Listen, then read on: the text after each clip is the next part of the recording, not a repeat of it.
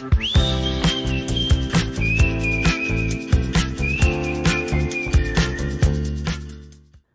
everyone, welcome back to Carnivore Granny Chats. Today we have a special guest, Mr. Dave Mack from Zero Carb. He's got an amazing story he's going to share with us, and he's done over 1,000 interviews now? Yeah. Yeah, Wow. 1,100. Yeah. Wow, that's amazing. So tell us a little bit about how life was pre-carnivore and then kind of what led you to carnivore. Yeah. Well, first, thank you very much for having me on, Jenece. It's really great to be here with you. Um, so pre-carnivore life was kind of it's pretty bad. It felt like the wheels were falling off a little bit.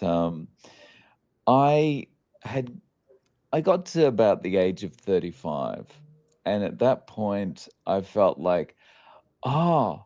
I'm really noticing my age now. It really feels like, I'm going downhill from now. It's like time was speeding up and the birthdays were coming a lot more regularly, and I was starting to feel like I was really getting old.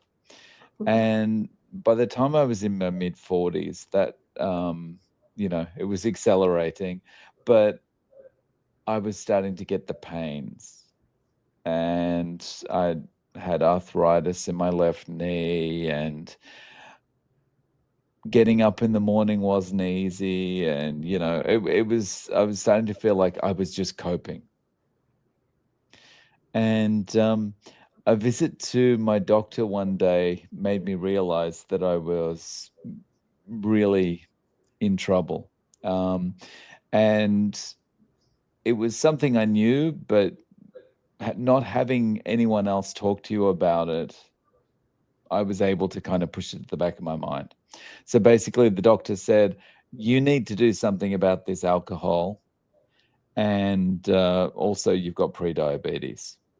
So there was two things that he wanted me to deal with, and I knew I had a problem with sugar. I knew I had a problem with carbohydrate. I knew I had a problem with alcohol. But hearing the doctor actually say to me, these are problems, brought it to the forefront of my mind. And so that's what started me on this quest that eventually became carnivore. Wow, that's so did you try any other diets before carnivore, or did you just how did you hear about it and how was that? So yeah, so basically it started with keto. So when the doctor said to me, you've got a problem with alcohol, you've also got pre-diabetes, I'm like, okay, well, I need to. This is something I need to address. He wanted to address the alcohol problem first, and he wanted to do it with medication. And he wanted to give me a drug that basically had some serious side effects. One of which was death. And so I wasn't particularly enamored by that. I'm not someone who likes to take medication. Um, and so I said to him, look, give me some time to see if I can address this on my own. And he agreed to do that. And so I kind of thought, what am I going to do? And I always, whenever I've got to a point where I feel like I need to fix something about my health, I always rely on going low carb or keto. And the reason for that is I discovered Atkins back in 2000, and it was a massive discovery for me because I have never felt that good before, ever. And it also did something for me that I'd never experienced up until that point, which was have self-control. And when I discovered Atkins in 2000, I felt better. I lost weight. My brain fog cleared up, all these kind of things. And I had this self-control, but I allowed people to talk me out of it. There was a big media campaign against Atkins at the time because he just republished his book. And I worked with someone who used to be a nutritionist who was telling me I was crazy, all that kind of thing. So Atkins for me at that point lasted 3 months. But over time, I've gone back to Atkins, gone to keto, that kind of thing. And it's always given me self-control until it didn't. But I thought, okay, well, I've got this big problem now. I need to get off the alcohol. I need to get my carbohydrate consumption under control. Best thing I can do is try going keto again. So I did that. And that coupled with kind of changing my routines, so I wasn't walking past the liquor shop and that kind of stuff on my way home from work, meant that I was able to get those things under control. One problem did happen though, and that was basically chronic diarrhea. And that was happening pretty much straight after I ate, and I was like, okay, so what have I done here? Because I'd never experienced this before. And so I start doing a bit of research on this, and I come across a Ken Berry video where he's talking about particular vegetables can have an irritant effect in your gastrointestinal system and blah, blah, blah. And he's singled out some vegetables that I was eating. And I was eating these vegetables not because I liked them, but because I was like thinking, okay, well, I need to make sure I'm getting some vitamin C because I'm not eating any carbohydrate apart from some veggies. So I need to make sure I'm eating the most vitamin C concentrated veggies I can eat, so I'm like doing red peppers, yellow peppers, this kind of thing, and having some spinach or some bok choy in there as well. And he singled the peppers out as particular irritants, and I'm like, okay. And he's saying I don't necessarily need to eat vegetables. Interesting. So I'm not married to these veggies. I'm only eating them because I think I have, I believe that it's a requirement. So maybe I'll knock them out and see what happens. So I took the veggies out, and the diarrhea stopped. Basically, that was keto became carnivore, and I've been carnivore ever since. So that's been almost 3 years now. Wow, 3 years. And so all the symptoms, your arthritis and all that's gone away? Yeah. So I had just starting for me was just, get off the alcohol, get off the carbohydrates, get my pre-diabetes under control, and hopefully lose some weight as part of that. Right. And yeah, it was so much more. Arthritis went away within 2 months. And for something like that, which was just this kind of wheels falling off thing that I'd come to accept as part of, well, I'm nearly 50. It was just life changing, and I've gone from this like walking the lethargic kind of just exhausted all the time walking, to running across the road feeling lighter than ever. And it wasn't a lightness that was because of weight loss. It was just a lightness, like I'm not encumbered anymore. So that disappeared within about 2 months. And of course there was weight loss, brain fog went away, more energy, clearer skin, just clearer thinking overall, this ability to kind of get out of the weeds in the middle of conversations now and kind of step back and look at a conversation, more kind of abstractly, and just go, why am I all heated up about this conversation? Like, maybe a discussion at work or something, and just go, like, in the grand scheme of things, how does this even matter? Just who cares, and it's, I think that's kind of one of the really big mental things that mental health things that improves is just your ability to go, you know what? I was always so worried about all these little things, and now they don't matter. Yeah. Yeah. I've noticed that too. Like big stresses have been happening and it's like, well, okay, life changing stresses, but you know what? We'll move on. Nobody's hurt. It's all going to be okay. Right. Yeah.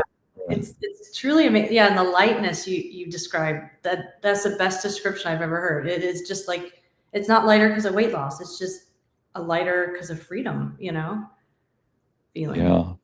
Yeah. That's crazy. So what led you to YouTube and when did that get started? That was about 4 months in for me. A lot of people start YouTube, I think, when they go carnivore or when they go keto, as a way of keeping themselves accountable. If I post an update every couple of days, and this is how I'm doing, I'll be more likely to stick to it because there'll be people watching, and I can't, I'm not just letting myself down, that kind of thing. But I didn't start that way. I was 4 months in, and I got started because I was angry, because I realized how many things had improved for me. And I was just feeling like, I discovered this way of eating basically back in 2000.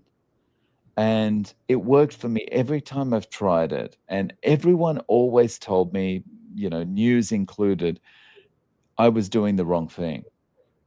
And the whole time my body was telling me I was doing the right thing. I chose not to listen to my body. I chose to listen to all these other people that have no stake in whether I do well or not, other than monetarily, if you talk about, advertisers. Um, but no one actually cared. And my body was telling me I was doing the right thing and I ignored it. So I just got really angry and I was like, I need to get out there and add my voice to the people that are already talking about this. And when I started, I thought I'm gonna get, like 10 views on a video, and it's just gonna be my friends and family doing pity views, and it just kind of took off. And more I was seeing comments from people saying, "Yeah, me too. That happened as well." I noticed the same thing, and I was like, "Oh, okay, this is really a thing. I need to keep talking about this," and it's just grown from there. That's amazing. Yeah, I love the way you do your interviews, and and you've had me on a couple times, and it's been wonderful, and just the variety of people you get. So how do you find your guests? Um, it it started with just me trying to do collaborations with people that were already in this space, and it's grown from there just by me putting the call out and saying, "Look, if you've got a story you want to share, please come in, you know, and let's talk about it." And I think it resonates with people because it's just like it's not doctors, it's not, really well-known people or anything like that. It's just, people like the viewer sharing their story, you know? And so you can see, okay, it's people going through their own troubles and all that kind of thing. They've got their own issues in life and they've got similar health issues to me. So it's very relatable. Yeah, you have just like real people on talking about their real story, and it's not fake anything or scripted. And I think Mm, just mm. everybody can is craving that realness nowadays. We've had enough fake. Yeah. Yeah, that's cool. So you just got back. Didn't you just get back from a big trip? Yeah, I was just in Melbourne. There was a carnivore conference there, Carnivore Live, and Dr. Kiltz was there, Carnivore Ray, Limitless Lindy, Steak and Butter Gal, heaps of people, and just sharing stories about carnivore and what it's done for us. And yeah, it was great. Quite a few hundred people there. It was lots of meat consumed. It was great. That sounds amazing. Yeah, I saw your pictures and it looked like a lot of fun. Like a lot of fun. You Yeah, got it to was do a great. guest speaking gig. Yeah, and that's it, the coolest thing about it is being able to walk into a room with hundreds of people, and you know that not one of those people is going to say to you, "You mean no vegetables? Not even broccoli?" And everyone just understands you. You've got that one, yeah, you've got that one central thing in common, and you know, it's just like you instantly got 500 new friends. It's great. Yeah, I went to the one in Tempe back, gosh, I don't know when it was, last fall, I guess.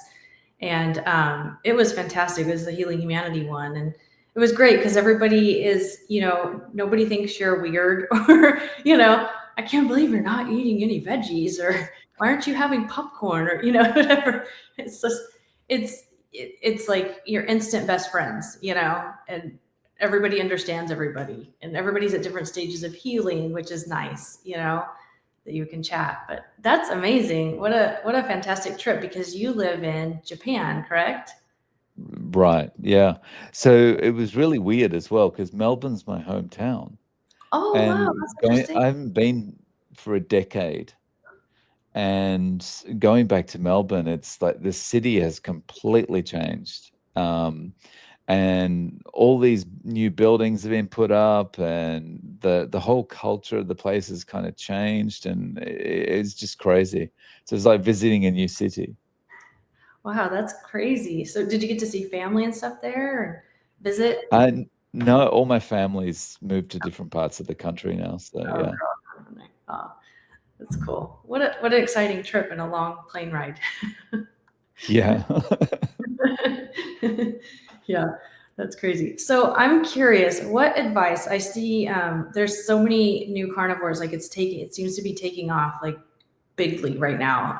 Mm, mm. And I see a lot of new channels popping up, and I like that YouTube's kind of promoting these new channels and the algorithm. It seems like a lot more because I'm just seeing them, just a few days old, and they're popping up in my feed. What advice would you have for somebody starting out and wanting to do, a YouTube channel and stay accountable that way? If they were starting a YouTube channel and wanting to stay accountable, well, I mean, I would say just do it, right? Because the thing about the thing about YouTube is you never know what's going to happen, because it's one of these things you sit there for hours and hours and hours, and you make the perfect video, and you think, okay, I didn't make any mistakes that time talking about my journey and blah blah blah blah blah. You put it up and no one's going to watch, right? So just make videos. Just make videos and put them out there. Don't worry about it, because the likelihood is the more real you come across, and if you don't sound perfect, you that that resonates more with people than this perfectly scripted kind of thing that you've spent 24 hours on and potentially frustrated yourself, so you feel like, oh, I need to have something sweet, and it's like, so yeah, just put the videos out there, Yeah. and yeah, and you'll you'll have success. And the more videos you put out there, the more likely it is you're going to kind of keep yourself on the straight and narrow, because you're talking about it, you're kind of reinforcing what you're doing, and yeah, it'll keep you going. That's great. Yeah, it's true. Because when I started, so my husband makes commercials, that's his job. And so he was like, oh, yeah, this is a great idea, and he would write me scripts and, he would film everything and he would edit it for me. And I'm like, go away, because it was just too much. I said, no, I just want to be real. And if I screw up, whatever, I'm human, I'm not a robot. And I'm just a real person. I'm not trained in this or anything. And so it took me a while, I think, to figure that out. So that's great advice. I think just do it. Yeah. And I think that's also kind of the essence of where YouTube grew up from anyway. It's like just real people sharing real stories, right? Yeah, yeah. And now the technology's gotten so good, and you can use free software, to edit that everything looks so professional. It can go too far the other way, and it's like, let's just get back to real and just good information. Let's just get some good information out there. Yeah, and I mean, after having had this channel for 2.5 years, the same thing still happens to me. I could spend like 3 weeks making a video, and it's like just there's lots of different things happening, and it's all exciting and blah blah blah blah, and it won't do very well. And then I'll make just something where I stuck the camera up in front of me and just chatted about some problem or whatever, and that'll take off. So you just never know. You never know. Yeah, you never know. Yeah, that's cool. Well, thank you so much, Dave, for coming on. I really appreciate your time. I know you're a busy guy, and it's morning for you, so you've got your whole day. But I really appreciate you coming on and spending some time with us and sharing your story. No worries. Thank you so much for having me on, Jenece. Yeah, and I'll put all your information down below and your contact, and so everybody can hop on board and get addicted like I am. Thank you so much. Sure. We'll see you soon. Cheers. All right. Cool. Thank you. No worries. No worries. Thanks very much for having me on.